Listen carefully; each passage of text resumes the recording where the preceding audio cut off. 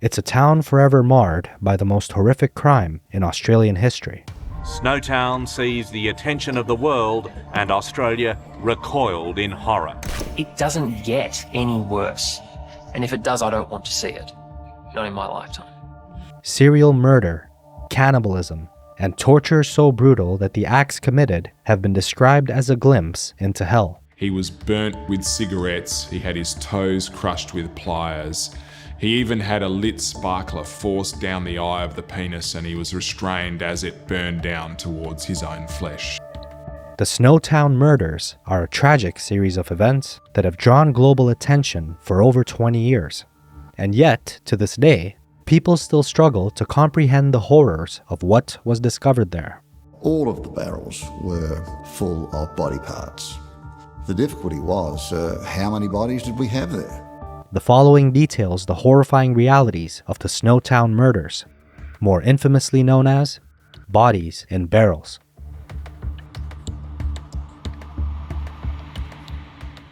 It was May of 1999, and as the beautiful sunset painted the South Australian skies with a warm orange hue, 24-year-old David Johnson was ecstatically gazing over these countryside wheat fields from inside a car. His stepbrother, James Vlasakis, sat behind the wheel with a smile on his face and a mobile phone to his ear. "This is the voice of happiness. We're on our way," he told the man on the other end of the line. James had found a used computer for sale in the rural town of Snowtown and offered to join David as he set out to buy it. David was obsessed with computers, so getting one for just $200 was an offer too good to pass up, even if it meant a long drive. Besides, he was happy to spend time with his younger brother. The two pulled into the dilapidated downtown of Snowtown and turned toward an old abandoned bank building. The seller had directed them to go here, and as excited as David was to get the computer, he noticed that there was something very blatantly off about the place. When they stepped inside, they would quickly realize that there was no computer. In fact, there had never been one. Instead, this was a setup. David entered the building first, and upon doing so, was knocked to the ground in an instant. Two attackers then wrangled handcuffs and thumb cuffs on him. They taunted and threatened him as they searched his body for his wallet. After demanding his PIN, the assailants then began to torture him with pliers, lit cigarettes, and their own fists. And although the ambush came as a shock, what stunned David the most was the fact that he knew the perpetrators.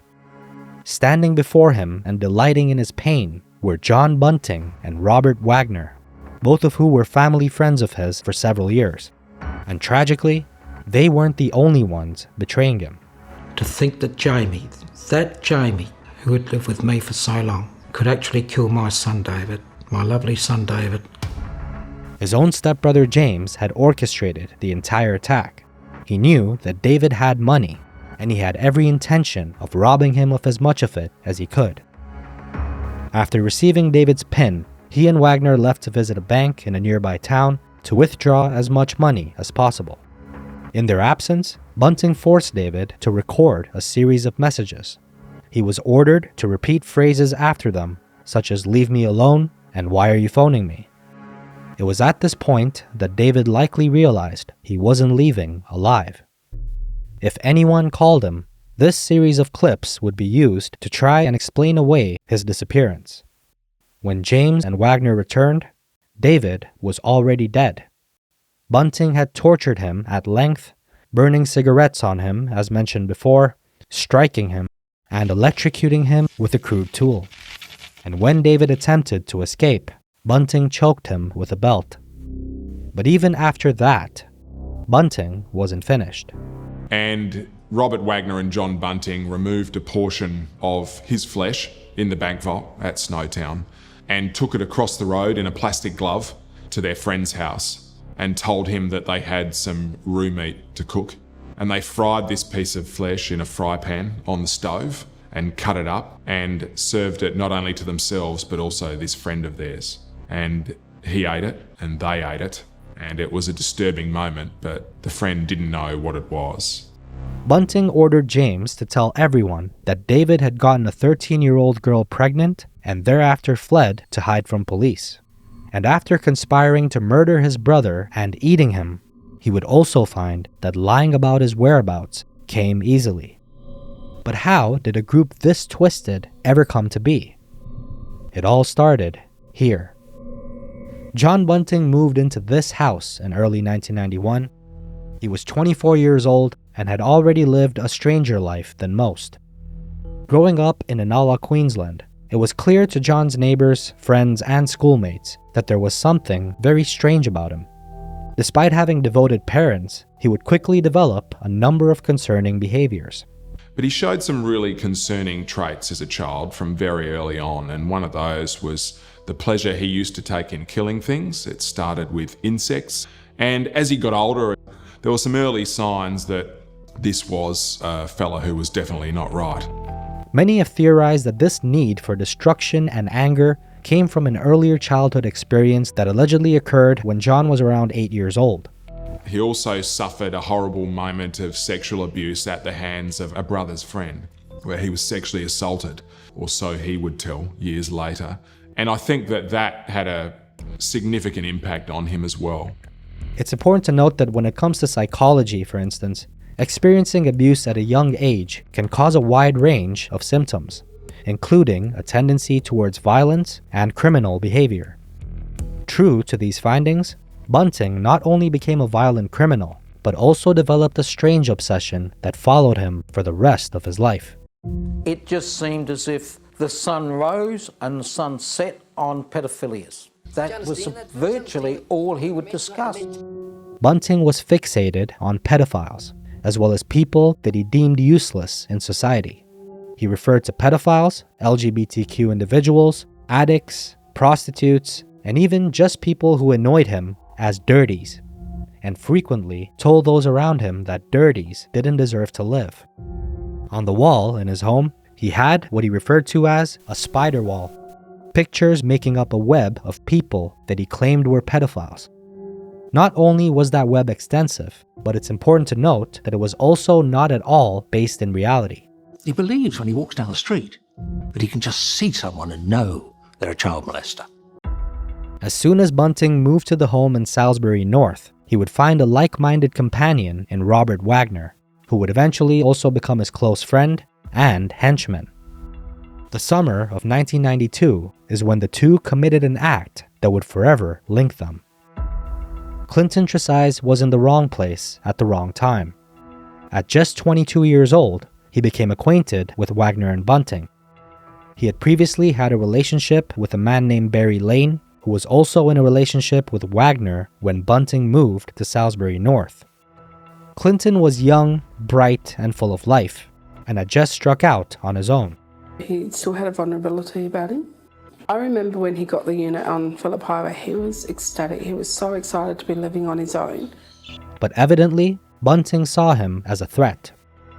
Clinton was a known homosexual, but Bunting began to claim that he was a pedophile as well. It's important to note that there is no proof of this once again, and that over the years Bunting would claim this about dozens of innocent people. Bunting repeatedly told anyone that would listen that Clinton didn't deserve to live, and on August 31st, he decided to turn that twisted belief into action.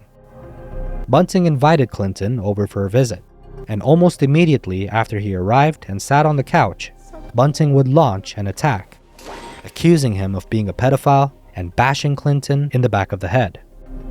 Little is known about just what happened during the senseless attack that Clinton faced, which only makes it harder for his family to cope. I hope to God he died instantly, but I don't know if he did or whether he just went unconscious. All I can picture is my innocent brother sitting on a couch, such moron coming up and going whack on the back of his head. Clinton was buried in a shallow grave in Lower Light, South Australia. Bunting, Wagner, and Barry Lane reportedly all worked together to bury his body. It wouldn't be until 1994 that Clinton's body was found, and not long after that, Bunting went on to seek his next victim. On what was meant to be a day for celebration, 47-year-old Suzanne Allen instead found her world falling apart. Her ex-boyfriend, Ray Davies, who was 21 years her junior, was staying in a caravan in her backyard after an amicable breakup. The two were on good terms. That is until December 26th.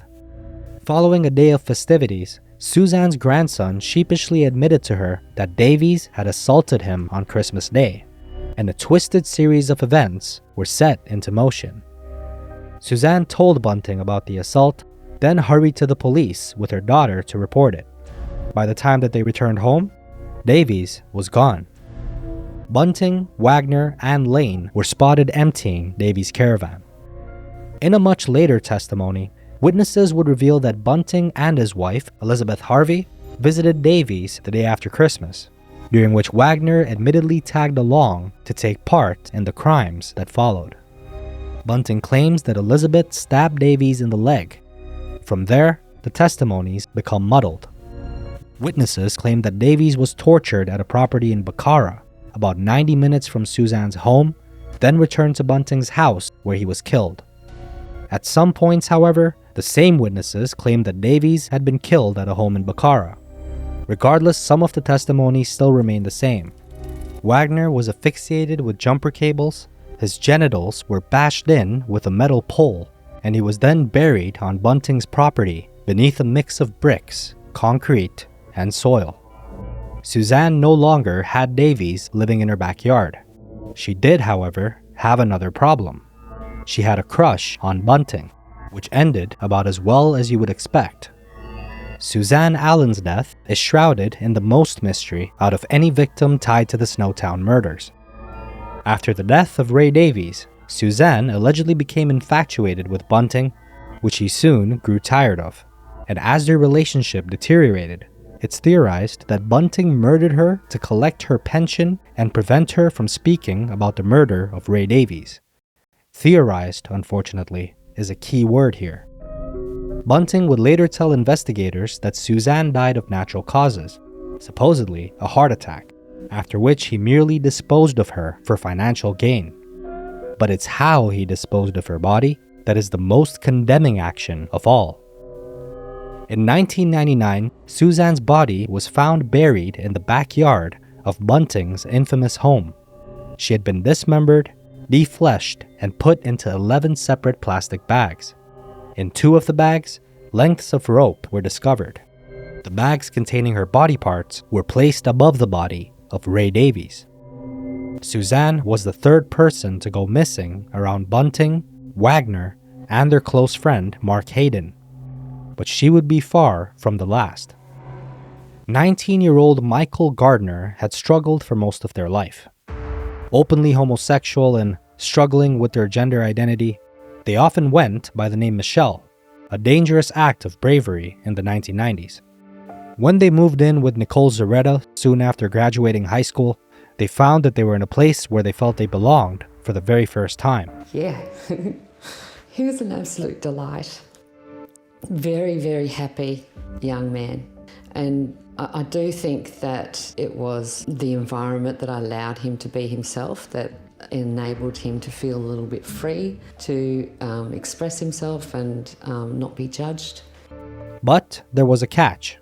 Nicole Zaretta was close with Wagner's family. She was Wagner's wife's cousin, leading her and Michael to spend quality time with the Wagners as well as Bunting. Bunting detested Michael from the start. He openly called Michael, quote-unquote, the biggest homo, as well as several other slurs. He repeatedly talked about how soon Michael would get what he deserved as a dirty. In September of 1998, Michael was innocently playing tag with Wagner's children. When Michael playfully grabbed one of his kids, Wagner became blinded by rage. That was all that Bunting and Wagner needed to enact their next evil plan. The two would kidnap Michael and drag him to a shed in Murray Bridge, South Australia. They then tortured him at length, tied a rope around Michael's neck, and strangled them. And every time they collapsed from a lack of oxygen and exhaustion, Wagner and Bunting would force Michael to stand. After killing Michael, Bunting stuffed them into a barrel full of acid that was kept in the shed for several months. Michael's foot had to be dismembered so their body could fit inside. Eventually, that drum would be moved to an infamous location. But in the meantime, Bunting and Wagner had to cover up their crime. They ransacked Nicole Zoretta's home and stole several items, staging it to look as though Michael robbed Nicole and skipped town. Even long after, they kept up the lie. He was a pedophile, he was a predator, he had no redeeming features. The next murder, only a month after Michael's brutal killing, was the first time that Bunting and Wagner would turn on one of their very own. And once again, it would be far from the last. 42-year-old Barry Lane did not have a good reputation in Adelaide. Despite being a predator, Barry Lane had been romantically involved with Wagner and close friends with Bunting, which Bunting would later claim was for good reason. Bunting utilized Lane's connections to keep tabs on the local pedophiles. He tracked them on his aforementioned spider wall and planned attacks strategically based on the information that Lane gave him. Lane had helped dispose the body of the first victim, Clinton Tresize, and was reportedly traumatized by it. But it was another young man who would lead to Lane's ultimate demise. 18-year-old Thomas Trevilian moved in with Lane in early 1997 and would thereafter become acquainted with Wagner, Bunting, and Hayden. When Thomas confessed to Bunting that Lane had been sexually assaulting him, Bunting took action. Thomas, Wagner, and Bunting forced Lane to call his mother. Upon doing so, he would berate her with names, egged on by Thomas in the background, and also told her that he was moving to Queensland and would never talk to her again. That last part was true. This was in fact the final time that Barry Lane's mother ever heard from him. Just moments later, Lane was being brutally tortured. His toes were crushed and removed with pliers, after which Bunting, Wagner, and Thomas proceeded to force Lane to give them his bank information, just like they'd done with David, before strangling him, wrapping him in carpet, and stuffing him in a barrel. After Bunting happily drove Lane's car and collected his pension payments, the group had made out well from the murder. Well, that is, everyone except for Thomas Trevilian.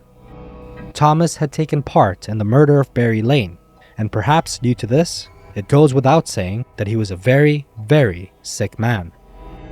Yet, Thomas's sickness was quite different and unique from Bunting, Wagner, and also Hayden. Thomas suffered from debilitating schizophrenia. Sometimes he believed that he was in the army, so he'd wear fatigues everywhere. Other times, he thought that animals, invisible beings, and people were out to end his life. On November 5th, 1997, however, he would unfortunately be right about someone being out to kill him. Thomas's mental health took a drastic turn after the murder of Barry Lane. Following an incident where he chased a dog with a knife, Bunting and Wagner determined that he was too much of a liability to keep alive, and felt like they couldn't trust him to keep a secret or to lay low.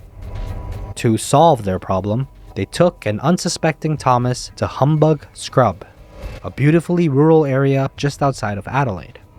There, they forced Thomas to stand on a box and put a noose around his neck, after which they would kick the box out from under him. The following morning, Thomas's body was discovered still hanging from the tree. Due to his turbulent mental health and history of self-harm, police quickly determined that Thomas had taken his own life. The murderous gang had now managed to escape the eye of the law for several murders. And this wasn't because they were particularly cunning or careful. Sadly, it's because they targeted at-risk individuals, people who were mentally ill, the lonely, the poor, the unprivileged, as well as the ostracized. All people who could potentially go missing without any concern from the police. 29-year-old Gavin Porter was no different. Gavin Porter suffered from schizophrenia at a time when getting help for something like this was nearly impossible.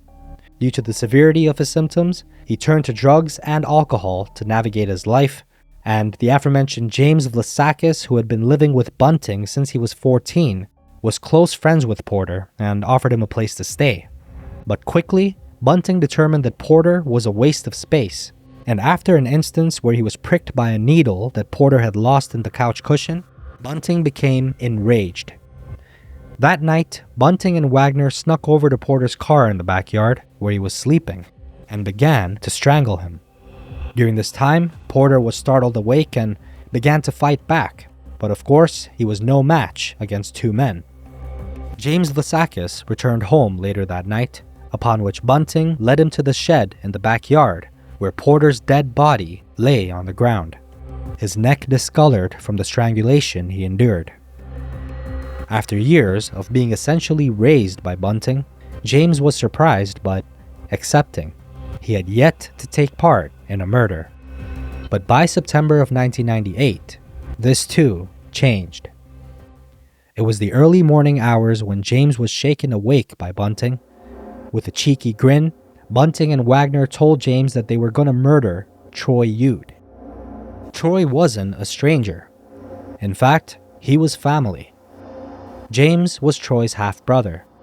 On multiple occasions, James told Bunting that Troy assaulted him when he was a child. Now, Bunting told James, was the time to get his revenge. It should be noted just as before that there is no proof aside from James's word that Troy ever touched him. Regardless, Troy was dragged from his bed in the dead of night and forced into a bathtub. There, a nightmare awaited him. He endured horrific acts of torture, burns, toes crushed with pliers, and was eventually murdered in there. Bunting, Wagner, and James tortured Troy until he revealed his bank account information and agreed to record messages stating that he was moving away. Though Troy was accused of what Bunting considered the highest crime, which was being a pedophile, he was still not the person who was subjected to the most heinous torture. Unfortunately, that was 18-year-old Fred Brooks. Fred Brooks was on cloud nine soon after his high school graduation. The confident young man had been accepted into the Australian Air Force Cadets and, being so young, had his whole future ahead of him. Tragically, Bunting, Wagner, Hayden, and James changed that.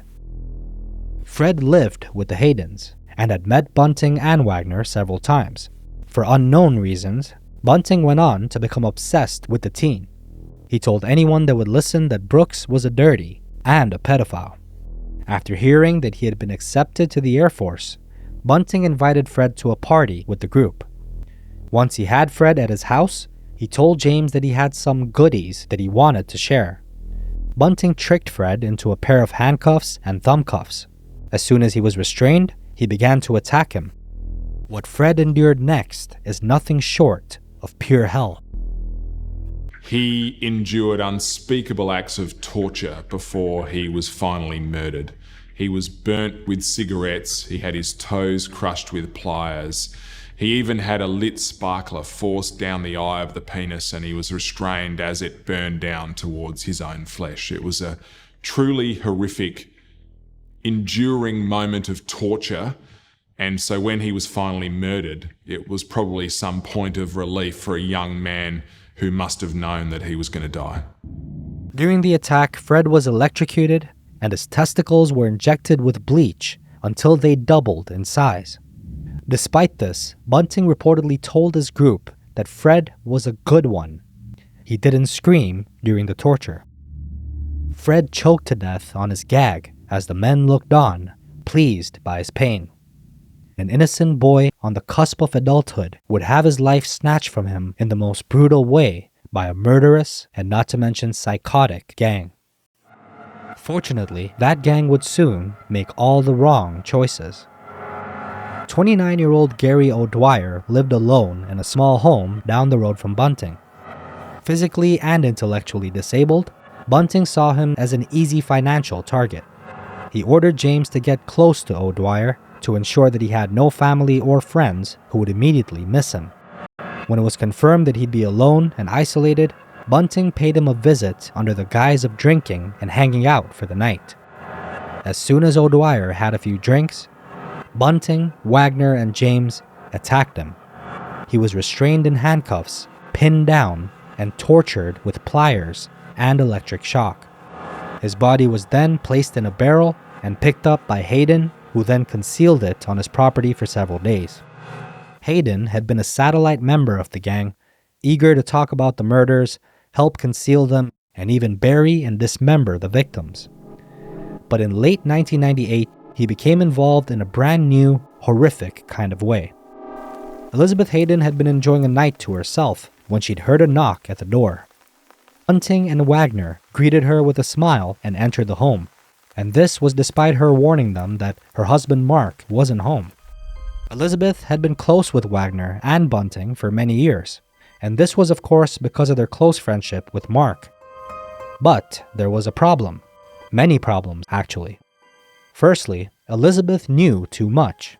Mark had told her about the murders. Secondly, Bunting had determined that Elizabeth too was a dirty, and this was because her personality frustrated him. Third, her husband had fallen out of love with her. Upon forcing their way into the home, Bunting and Wagner choked Elizabeth and dragged her into the bathroom. There, she was brutally tortured and killed. But with Elizabeth's murder, Bunting and Wagner had finally made a big enough mistake for law enforcement to look their way. People missed Elizabeth and were looking for her, and although her husband claimed that she had run off with another man, her friends and loved ones knew better. When neighbors saw strange behavior in the driveway, they let the police know. The witness account described Bunting and Wagner loading garbage bags into a four-wheel drive at about the time she disappeared. Elizabeth's car disappeared with Bunting and Wagner. Where had it gone? To one of the most infamous towns in the world. By 1999, Bunting's gang had left a trail of carnage, the likes of which Australia had never seen. They needed a place to put the bodies, and this abandoned bank in Snowtown is where they found it. Inside, they disposed of several of their victims in barrels of acid and left them to rot. Mark Hayden, James, Wagner, and Bunting all worked together to keep the bodies hidden here. The townspeople knew that something was deeply wrong. The town had a foul stench in its dry air. Yet the townsfolk didn't know where it came from. Rotten meat. Some nights I'd pull up in the driveway and you could just about vomit. The stink was so bad. In May of 1999, police had their eyes on Bunting, Wagner, as well as Hayden and James. And while investigating Elizabeth's disappearance, they would discover that the men had been withdrawing money from bank accounts belonging to several missing people. When they also learned that the group had been visiting Snowtown frequently, they decided to pay it a visit of their own. What they discovered inside the bank would change their lives forever. Upon peeling back a layer of plastic around the doorway and entering the strange space, knives, handcuffs, saws, and other out-of-place tools littered the ground and counters. In the center of the room were dozens of barrels. When I took the lid off the first barrel, I could see what appeared to be a mummified foot. And inside these barrels were 8 bodies in various stages of decomposition. Australian law enforcement had never seen a crime of this magnitude. The bodies were eventually determined to belong to Elizabeth Hayden, Michael Gardner, Barry Lane, Gavin Porter, Troy Yude, Fred Brooks, Gary O'Dwyer, and David Johnson. John Bunting, Robert Wagner, and James Lasakis, as well as Mark Hayden, were arrested almost immediately. James quickly confessed to the police and gave them a 1,000-page statement about all the murders and his interactions with Bunting, Wagner, and Hayden. The trial became the media storm of the century. Adelaide was forced to construct a new, bigger courthouse solely to allow for proper coverage and analysis of this particular case. Ultimately, James Lasakis confessed to taking part in 4 of the murders and was sentenced to 4 life sentences, though he is eligible for parole after 26 years. Bunting was convicted of 11 murders, excluding Suzanne Allen, who police ultimately couldn't prove was murdered. He was sentenced to 11 consecutive terms of life in prison without the possibility of parole, and Wagner was convicted of 10 murders and received 10 consecutive terms of life in prison. Despite the horrors of their crimes, neither Bunting nor Wagner expressed any remorse for what they'd done. At trial, Bunting sat nonchalantly in the courtroom, reading from a book, and even smiling at times. And Wagner was quoted telling police that pedophiles were doing terrible things to children, and the authorities didn't do anything about it, so I took that action. Thank you. And Hayden was sentenced to just 25 years in prison, and bizarrely, due to good behavior, he was released in February of 2024, much to the anger of the families of the victims. Today, Snowtown remains a shell of its former self. There is a stigma associated with it, and many even avoid visiting it because of the grim association that it carries. Perhaps someday, this town can become more than just the site of a horrendous crime. But for now, the pain seems to be far too fresh. If you found this episode interesting, then our previous episode about the most evil couple in recorded history is likely to do the same. You can find it at the end screen of this video.